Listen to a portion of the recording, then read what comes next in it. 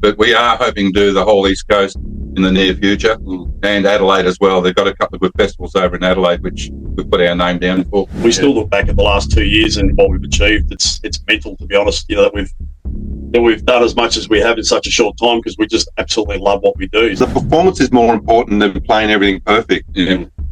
I think I especially tried to do everything perfect, and it would frustrate me, and probably bad performances because of it. And then we just sort of say, I'm going to cut loose. It's more about the act, what we do. And funnily enough, everything sort of works better that way.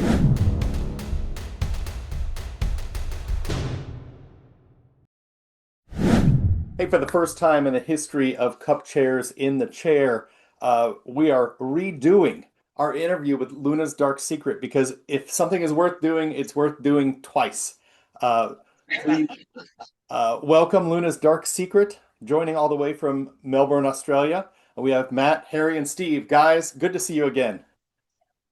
Thanks. Good to see you, Wally. Good to see you too. Brother. Good on you, Wally. I'm so happy to see that you still have morning beers. Yeah. Absolutely. It's Friday morning. Why not? Oh my gosh. Yeah, it's a good day ahead. Well, we've done this before, so this should be better. I mean, we've rehearsed at this point. Yeah. I wanna hit the heavy things. Your single "I'm All Right." The last time we talked, it hadn't quite propagated to the United States, but now it is. I've heard it. It's a great song. How's that working out for you? Yeah, it's generating. So we're getting more listeners on our Spotify account. I've noticed that. So I think it's on quite a few playlists at the moment.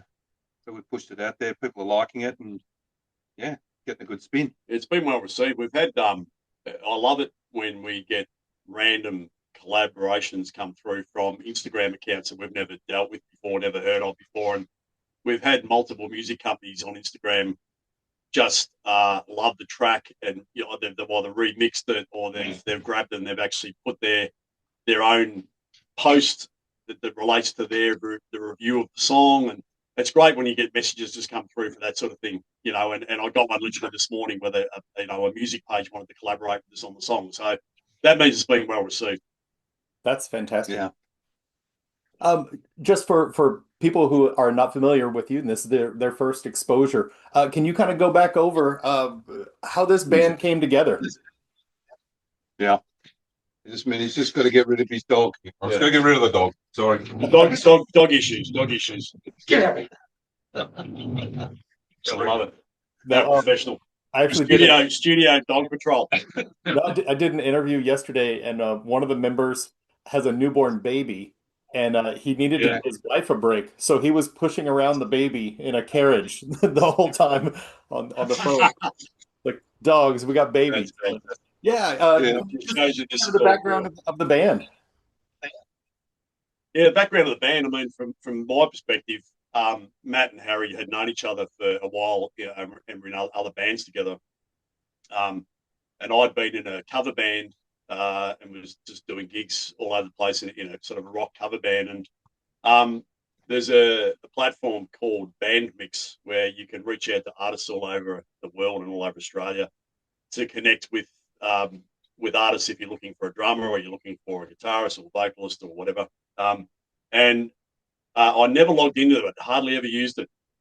And I decided one day to log into it randomly and found about 40 messages from Harry sending me repeat messages going, dude, we need a drummer. And then all of a sudden Matt and I sort of exchanged phone numbers. And before we knew it, I was down here recording the video for Glory to Ukraine. So that happened really quickly. And then we decided to have a jam. And it just clicked. Like, the chemistry was there really quickly, and we still look back at the last 2 years and what we've achieved. It's mental, to be honest. That we've done as much as we have in such a short time because we just absolutely love what we do. So that it's been effortless, to be honest. From the day we all three of us sort of got together, it's been a really good chemistry. Yeah, I feel like whenever a group gets together, you find your commonalities and everything, and on the one hand, a lot of your music is hard and loud and rocking, but you also have a blast. I mean, the masks and hats and everything. Like, it's like you have fun taking it seriously, or seriously have a lot of fun. Yeah, that's it. Yeah, we play around with a lot of different ideas. We dress up in all sorts of costumes, and like we're probably not so much like that now because the live situation becomes very awkward with masks and stuff. So we sort of just ditched the idea of using the mask because it's just too hard live, especially. But the videos were always good. We'd always play around with them with different sort of settings. Yeah, we liked that, didn't we? Yeah, it's good fun. It's good fun. Yeah, we did a gig at the Cherry Bar in Melbourne, which is one of Melbourne's sort of iconic rock bars, and we had a really good crowd that night, and we dressed up in the wigs and all that sort of stuff, and that video we had that whole gig recorded, and it's on YouTube. You can watch the whole set on YouTube. Yeah, the whole lot. And it was crazy just watching it all back now, because that's what it was 18 months ago or something. We did that, May and last year, something like that. I look back at it now and think, what were we thinking? Yeah, it is. What were we thinking? But we had such a good time doing it, and people loved it. It created a bit of a vibe, and we just, as you said, we take it seriously, but we don't take ourselves too seriously. No, we even played one song that night. We never actually practiced. We just brought out Watchtower. And I told Harry they had to do all along the Watchtower to play these 3 chords, and he did it, and it just went well. Yeah. Just played beautifully. Yeah. The crowd, they wanted an encore, and you don't hear encores in small bars and in small bands. But they wanted this encore, and we had no idea what to play because our repertoire of songs was not as big as it is now, and we really hadn't sort of jammed anything else. And Matt just said, "Fuck it, let's play all on the Watchtower." And next thing, we jammed at a totally different version of it, and these two were in the crowd, with their guitars, and it just went off. He was just on the stage on his own. I was just up on the stage on my own, just rocking it. It was a very cool thing that happened, and it's really created a really good memory for all of us. Yeah. Well, truly. I was actually watching that show just about a half hour ago, but I didn't get to the very end. I watched 30, 40 minutes. Is that on that video? Yeah, it is. Yeah. At the very end, you'll see a lot of people coming up and saying, "Hey, job well done." Yeah. Which is a big buzz too. Mm-hmm. It was probably the biggest crowd participation moment of the night is when these guys jumped in and Matt was soloing. Yeah. Was channeling his inner Jimi Hendrix. I think it started the solo off the wrong key, and then I just shifted it.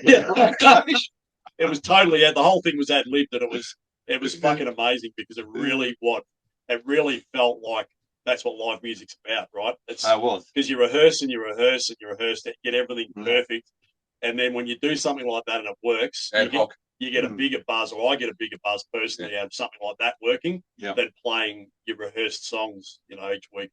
Yeah, and the crowd will ride into us that night. They're all up in front of the stage, jumping around like lunatics. Yeah, if you watch it, you'll see the girl. She's going around and patting all her friends on the back, and going nuts. No, that's great.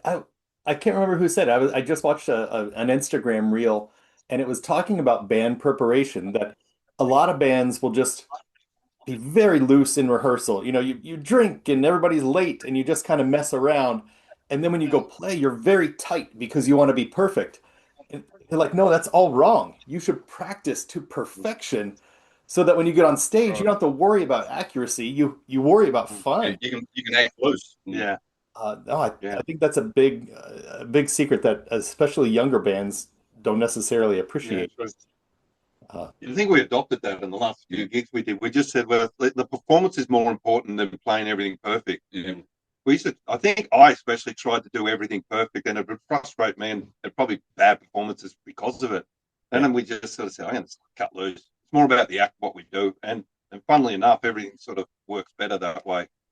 Yeah, stage energy is something that I've always been huge on, and you watch just from years, and we've all been there. We've gone and seen big stadium concerts, and we've gone and seen, bands in small bars where there's been 10 people, and you remember the bands that you remember are the ones that give you the best entertainment experience. So if the band's energy is up, and even if the music or the mix isn't 100% spot on, if the energy is up, the entertainment is, the crowd engagement is there, you go home and remember it, and you want more of that. And that's what people, I think, from a live music experience, what people want. They want to be entertained. They want to go and come home and feel like they've had a good night. And being a drummer, you're always at the back of the stage, right? So you're typically hidden behind a drum kit or whatever. But I play I play very hard. I hit my drums very hard. I throw my arms around a lot. I bang my head a lot, and it's good to have people come up to you at the end of the gig, and slap you on the arm or slap you on the back and go, man, I feel sorry for your drum kit, man. You beat the fucking shit out of those drums. And that's the sort of stuff you want. You want people to actually be watching that and engaging, because if you're a drummer and you're in the crowd, you're watching the drummer. If you're a guitarist and a vocalist, you're watching Matt. If you're a bass guitarist in the crowd, you're watching Harry. So you've got to lock in with the audience that's there to see what they want to see. True. Yeah, man. I hope younger bands, or newer bands, not necessarily age younger, but newer bands are listening to this, because yeah, so many bands, like if you're not that well rehearsed and you have a bad monitor mix, you're gonna struggle all night, and Yep. you're not gonna I've had be the We've audience. had that. Yeah. But when you're more rehearsed, you can have bad monitors and you'll be fine. It sucks, but you work Yeah. through it, and you still, you don't see the sweat Yeah. on your face. No. No, that's No. great. I think a big thing for us was moving to in-ears. Yeah. Once we Yeah. set the in-ear system up, it was That's we big did the improvement. monitoring Yeah. system problem was virtually solved. Yeah. No, that's fantastic. More preparation. Um, I want to hit on. We touched on the new single. I think it's worth hitting and talking about again. The cover of Dolly Parton's Jolene is something Yeah. unlike I've ever heard, and I think it speaks a lot to what the band is about. You want to do something new, you want to do something interesting, and nobody needs to hear Jolene played the way that it's been played No. forever. No. Nobody can do it as well as Dolly. So how Yeah. did you approach that, or maybe other covers that you do to make it your I think I own? was just jamming it. I personally don't like learning a cover song note for note. I'm too lazy. So I just pick the basic chords and I jam out the version of it. And we started jamming a session of it. It was all the grunge rock style version of it. And I don't think I even followed in the chorus her vocal line, because she goes up a few notes on the last bit up high. And I think I just let mine just hold out. And so we just took it slightly different melodically and gave it a bit more of a heavy grunge feel. But it worked so well. We loved it. It always works well in the pubs too. Everyone loves it. They all sing along, but they do the Dolly Parton vocal for us. And we just do our bit. Yeah. Yeah. It is a good song. It's definitely a crowd favorite. It gets the crowd singing along because, that Jolene, Jolene, Jolene line, no Yeah. matter whether we sing it the way we do it or Yeah. the way Yeah. Dolly does it, They do it. Yeah. people still sing it. They sing along with it. Yeah. And interestingly, when we recorded it and then released it, on the streaming platforms, we had people say that you've got the lyrics wrong.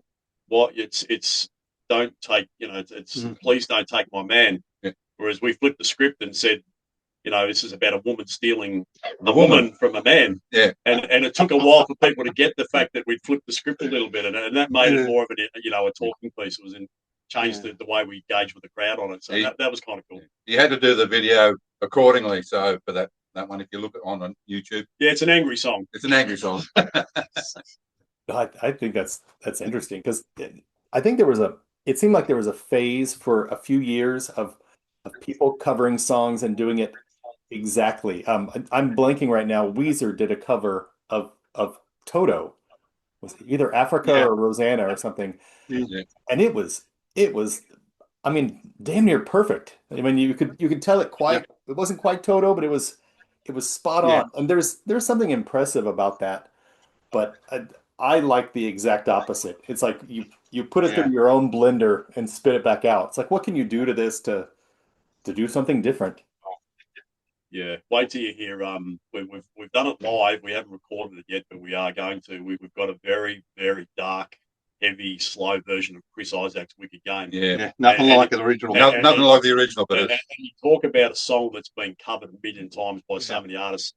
And Matt played his version for us in the studio one day, and I said, man, that needs some distorted guitar, that needs heavy drums, that needs slow melodic bass. Completely different to the original. And it's fucking evil. Yeah. It's so different. But it's even more so different than Jolene. good. And we actually can't wait to get it out. I can't wait to record it, I actually. think it'll be a big song for us. It goes well live and gets requested live a lot. Yeah. This is funny. I didn't intentionally do this, but yesterday I was interviewing a trio, and they're more like a classical guitar trio, phenomenal musicians who have done a lot of covers. They did Crazy Train, and they did Folsom Prison Blues, and a few others. And about a little ways into the discussion, they're like, well, we don't just do covers, we do our originals. And it reminded me of Van Halen. I mean, so many of Van Halen's songs on those first few albums were covers, and that was David Lee Roth's thing. It's like nobody's Yeah. gonna buy the album unless you put some cover songs on it. So I think Yeah. it's such a good hook to Mm. have people turn and say, "Did you hear that?" And then go there and ideally discover your original music and then Yeah. become. I mean, if it works for Some of Van the Halen, best artists in the world have done great covers. AC/DC did covers, lots of covers in the early days as well, and used to play them live. And I mean, you look at Johnny Cash, he did that version of Hurt, which is a Nine Inch Nails song, and a lot of people didn't realise that was actually a Nine Inch Nails He song. did a good version And he to it did a too. great version of that song, and it's not a cover. It's No. just a different adaptation of the song, and it's Mm. you feel it. It's really good. That proves an artist, if they're a good artist, they can turn something into something completely different and still make it feel good. Yep. yeah, that's great. Um, I, I'm interested. I haven't visited with too many artists from Australia. About what the scene is like there. Do you play sort of the string of cities along the southeastern coast, or do you kind of stay more regional? Because it would be hard to road trip across.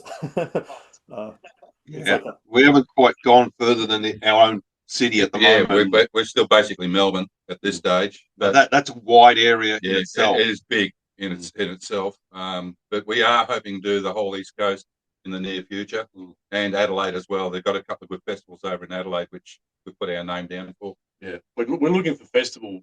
The thing I love about festivals, it's a celebration of music, and Yeah. you get a default crowd as well. So the Melbourne music scene used to be probably revered as one of the best in the world. Yeah, it was. It was. Definitely the best in Australia, but COVID really killed it.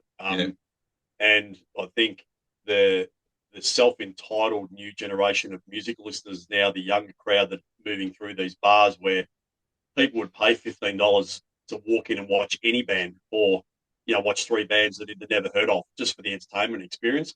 Now people will only go out to see a band that they know or that they like. So that hurts, indie bands that might not have huge followings. So we're definitely looking at some festival work where we can get that default crowd where people will be there anyway and hear our sound, and then build up a sort of an extra following from there. But yeah, we're definitely looking to get up to Sydney and Queensland. yeah. I had to Google it just because my geography is limited. So I'm in Austin, Texas, and people say Texas is very big. I mean, it's I don't know, 800 miles across. You can, if you go on tour, your first day is to the edge of Texas, kind of. Yeah. But Australia is about 10 times larger than Texas. Yeah. Yeah, So, Yeah. so immense. yeah. Brisbane's about 2,200 kilometres from here. Sydney's about 800 kilometres. Adelaide's 820, I think. Yeah. So, there's big distances involved. No, when Get people one talk up about the cities. distance from maybe here going to the northwestern United States, it is a good trek, but nothing like There's an actual fact. Perth is actually the most isolated city in the world. Is it? Yeah, In Perth, it's 4,000 kilometres from us. Yeah. There's no other city in the world that's got that much distance between another city. Yeah, Well, I think that would make an interesting travel log video. We're going to Perth to play a gig, and you just Most isolated it city in takes the you world. 4 days to get there. Yeah. no, that yeah, would 4 days by car. 4 days by car. you got to put new tires on the van before you take off. Need your car after that. No, that's great. We had talked about some things before. Uh, I wanted to touch on some of your other originals, and I shared that Apocalyptic Hell struck me because I thought it had sort of a Tom Waits influence or whatever. Can you talk a little bit about your influences, because you kind of come from three different musical communities, and it shows in the music. You don't have one sound. I mean, it all kind of it relates, Yeah, Yep. what musical backgrounds did you all come from? I'm more of a rock, alt rock, but can dabble in the metal. So it's like I just play around those three fields. I like a bit of pop and rock mixed together. Whereas I think probably Harry's a bit blues and More blues old and rock. school, and Steve's right into the metal. And so we bring all the elements together because I love the metal drumming in our songs because I think all our songs are based around a lot of drumming dynamics. You'll probably hear the different sort of timing tempos change through our songs. So it was a good mix to have all those three things. And we're not scared to play any style at all. So we'll play a song that's a jazzy kind of thing. And then we'll play something that's really like we've got a song called Savage Beast, which is probably on the edge of hard AC/DC sound. So And just our three different styles just coming out together. We just play what feels like this song needs to sound like that, and I'll play it like that. You know what I mean? Yeah. There's another one after Savage Beast as well, which is totally different to what we've done before. Yeah. But we've brought it all together. So keep an eye out for those two in the near future. Yeah, I think for me, I love playing music that makes me feel good. I love listening to music that makes me feel good, and that doesn't have to be genre specific for me. I listen to so many. I spend a lot of time in my car for my job, so I listen to a lot of music. And I think the what's made this so good is the fact that we're not scared to play each other's style, right? So if I was just my main genre that I listen to is hard rock, heavy metal, black metal, death metal. I'll go extreme, but then I'll chuck on Johnny Cash, and then I'll listen to some classical music. I'll listen to jazz. I'll listen to anything that makes me feel good, and depending on the emotion it makes me feel. But I'm not too arrogant to say, no, I'm a metal drummer, man. I'm only going to play rock or metal. And when Matt introduced us to Angel in the Dark, which is probably the first time I've ever forced myself to play a very different style of drumming, which required me to open up my style, play open bodied rather than sitting over the kit, which I'm used to doing. It forced me to change my drumming style and play more of a flow.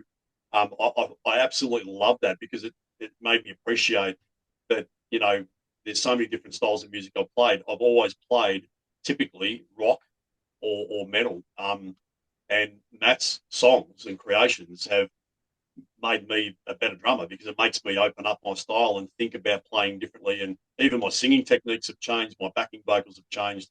And that's what I think I love about what we're doing is we're not scared to actually play. If I say to Matt, I wrote a metal song, like Savage Beast, which is coming out soon, is a metal song. It's a dark song. It's a dark story.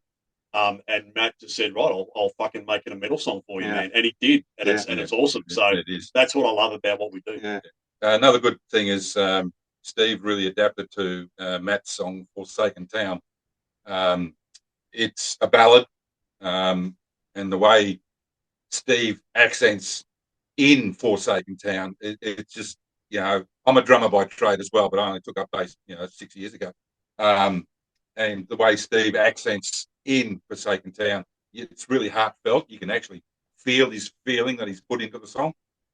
Yeah, follows the storyline. Yeah, I think that's dynamics. I say it probably so much that guys get sick of me saying it, but dynamics in music are so important in a band, and the drums can tell a story. Yeah. And in Apocalyptic Hell, Matt, we played this song live, and the more I played it live, the more I loved playing it. And then when we did the studio version, I thought I've got to give this song a story, even though it's really slow, it's really dark, it's really heavy. There's not a lot of overly technical drumming required, but I wanted to make sure that the power moments in that song were powerful. And by sort of accenting it with a different drum style. So that's where I think we do well. We don't ignore the dynamics. And he does really good vocals too. So the harmonies and that, he's doing the high stuff over the top. Wow. No, I think it's really interesting. A lot of bands, I've always said that the thing I dislike the most is when you go see four guys up on stage and they're just standing there and just playing. They're almost playing along to their own song. But something I can hear in each of the three of you is you're not playing along with your own song. You're shaping it in every measure. Yeah. Especially Matt, he gets really involved. Yeah, I like moving around a lot. Yeah. Even when we rehearse, I'm starting to move around and just rehearsing. Let's just get into it. Yeah. Physically, but then musically also. You know, you Yeah. don't just strum for 4 minutes and then the song is over. There's dynamics, Yeah. emotion. Yeah. Um, Yeah. no, yeah, that's Yeah. that's one thing. When- Watching the video, the lot from the live show is Yeah. so interesting because you're Yeah. not just up there playing your songs. You know, it's not a run through. It's a show. Yeah. That's even improved a lot since that gig. Yeah. Like I've probably twice as much. Yeah. The later shows are just way better. Yeah. Even the Revolver bar gig that we did, Mm. that was not a good day for me because I, wasn't really my best. But Matt was out there, and Steve, just put the 200% effort into that gig, and it was a bloody good gig. Mm. Yeah, that's great. I hadn't listened to Forsaken Town yet, so I'll check that one out because I love what you said about that. It's a really good ballad. Really good ballad. Yeah, it's got a bit of a rock, sort of rock, it's a bit of country feel almost. Country sort of rock, yeah. It's a sad song. Yeah. It's a typical sad ballad. But the ending's really good. Yeah. I really love the ending part. If you listen to the end part, it just builds up to a big climax. It just gets bigger and bigger. Yeah, bigger and bigger and bigger towards the end.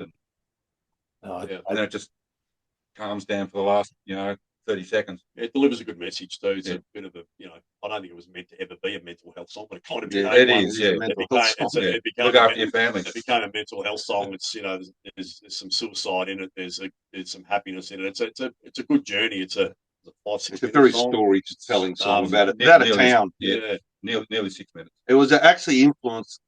I wanted to write a song very much like Counting Crows, Round Here. You know that song? Yeah. I didn't want to make a song like this, but I wanted the feel that they got out of that song. And I think we hit it with the same idea, but played a totally different sort of song. So that was influenced by that song. I said, I want to do a song like that. And we did one. Wow. All right. Yeah, I need to make a note. Yeah. I think the Counting Crows around here it's such a well-written song, but it makes you feel certain feelings. You know, it's not just a melody that's nice or a guitar tone or anything. It's the whole combination. Forsaken Town will do that. Oh, that's great. No, I love how you guys talk about your music more than just going up and playing the hell out of some music. I think that really shows. We love what we do. That's the thing. We love what we do. I think it just comes from being in bands so long, and I think maturity, just that emotional maturity. You have a different approach to music, as you said. It's not just to get up there and play and go home. It's we love our jam sessions, like Matt was talking about before. Our original jam sessions, early days, it was just us playing. Now we play as if we were playing on stage, so we rehearse our energy in the studio as if we're playing live. So when we do our live gigs, it's natural. It's rehearsed. It's natural. It's so natural. All the moves are rehearsed now, which are just natural moves, but we just do them all the time, and it feels comfortable. I like to hear what bands.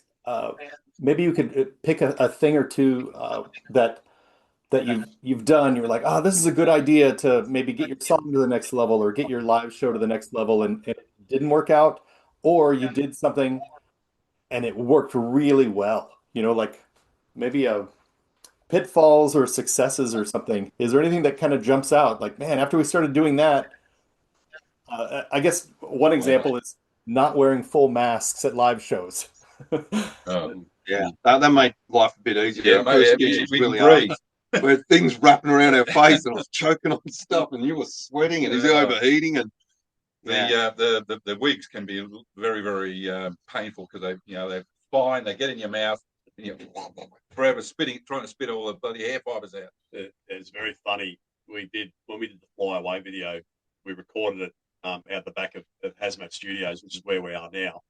We recorded it out the back in the farm area, the paddock area, and we had a smoke machine. We did it dark, and we came up with all these cool ideas of putting the cars behind us with the high beam lights on to create some chaotic effect. And it turned out to be a really good video. And when I was putting it all together, we decided to record it out there and put our wolf masks on. And I remember playing that song. It's a heavy, hard, fast song. Even playing, the dubbed version of it for the video, this mask was on my face. Just the hair was just in my face. It was up my nose. It was in my mouth. It was driving me insane, right? And I'm thinking, imagine going out on stage and having to do that for 45 minutes. There's no fucking way we're doing that. Yeah.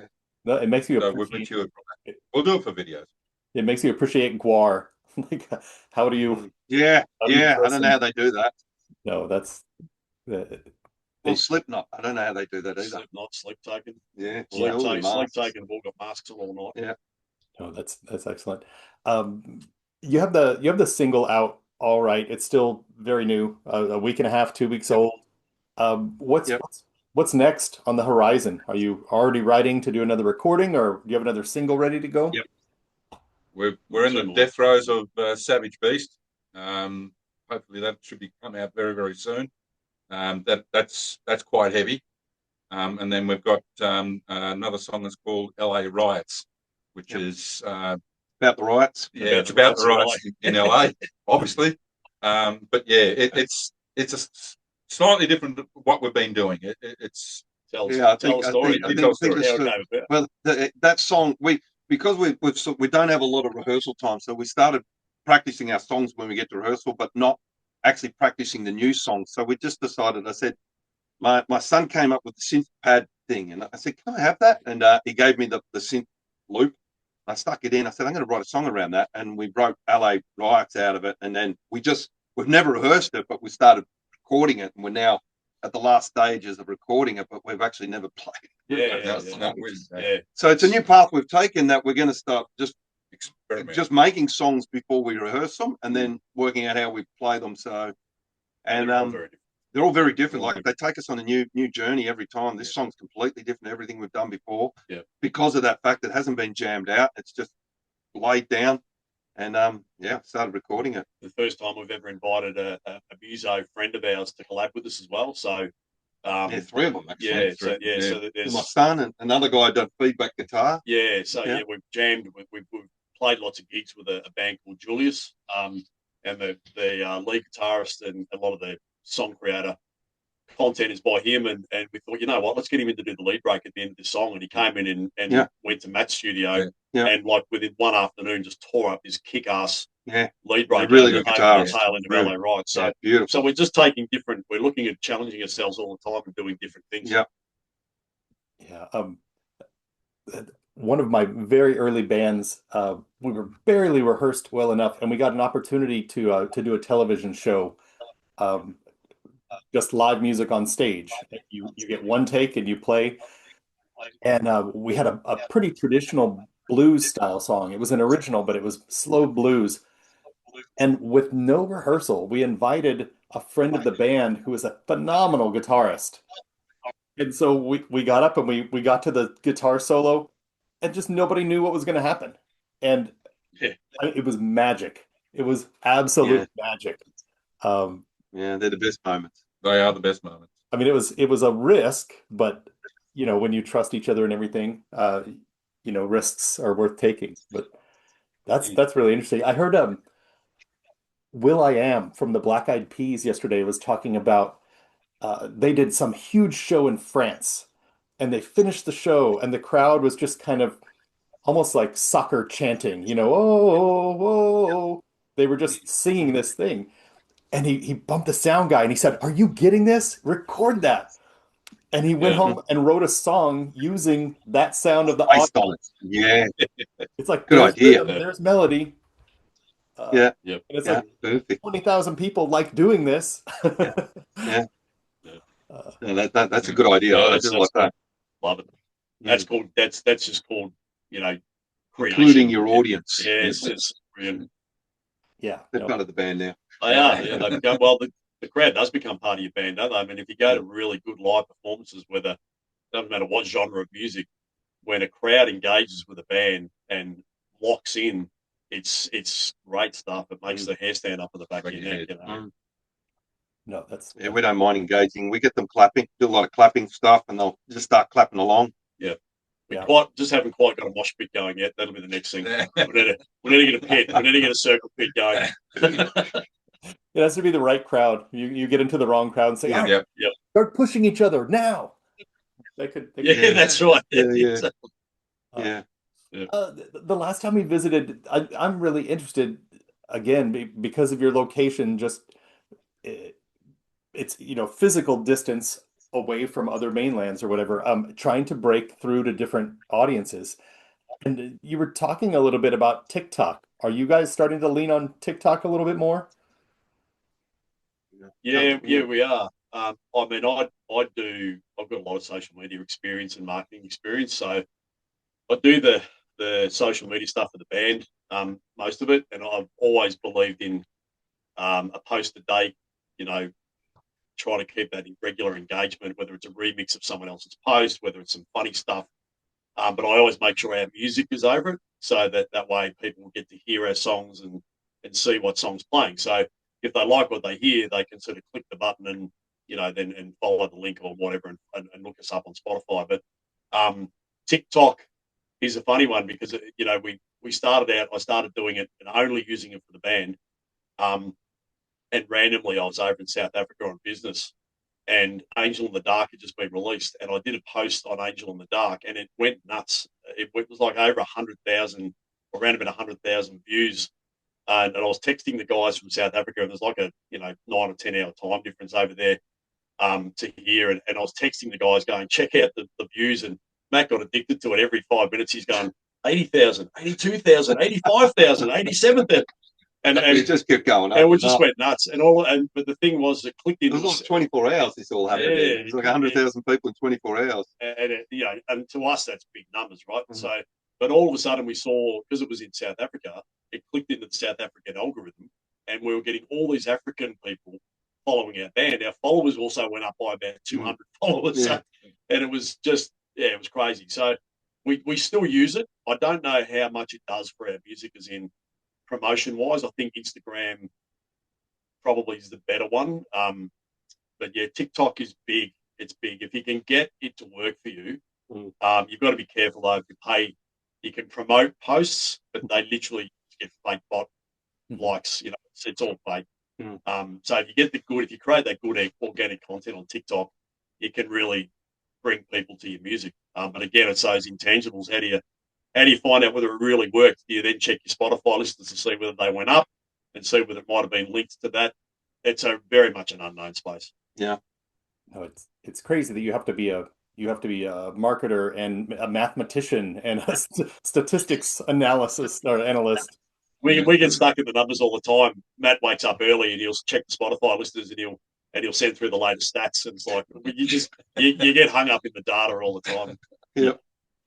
No, it is easy to get caught up in, but if you're not aware of it, that's a problem too. You do need to know when those things spike so that you can jump on it. Yeah. Yeah. And they do spike. It goes up and down. I think we had one point there where with Angel Dark was about 8,000 listeners monthly on that just pretty much that song. Just that song. Like 1,600 people every day. Every time you logged in, you could see 10 or 11 people listening to it. But if you don't keep working it, it'll just go down again. So it's just an up and down yo-yo. Yeah. No, that's great. All right. Well, yeah, you have the single just released. You've got another one coming out. What's your show schedule like? Are you also playing shows regularly right now? No, not at the moment. No. Winter in Melbourne is and I won't say cold because there's nothing like America cold, right? But it's for us it's cold and no one goes out as much anymore. So we normally record during the cold season and we're working on our second album, and then now that we're heading into spring and summer, we'll start ramping up. Probably the next 8 to 10 weeks. We'll start doing gigs again in Melbourne with the warmer weather when you get that outside crowd, and then that'll be we'll put that all over our socials, all over our webpage, things like that. So. And don't forget, and I've got to do some shameless promotion here too. Yeah, do that. We've got to get our followers and listeners to get online and grab our Luna's Dark Secret, the LDS Luna tee. So the Goddess T-shirt and the CD as well. We still sell CDs, would you believe? Yeah, absolutely. We're going vinyl next time. I think we need to do vinyl. Hey, Taylor Swift brought out her latest album on cassette, right? So right. Yeah, no, whatever it takes. No, that's great. Well, guys, it was very good to visit with you again. I think this one's going to work. This is going to be the one. It's going to be a home run. So thank you again for taking out time. I know it's early. I'm gonna start fixing dinner, and you're gonna start fixing lunch here in a little while. But Thank you very, very much for great having to us. visit with you, everybody. Luna's Dark Secret. Go check them out. The domain is lunasdarksecret.com. Yep. Yep. It's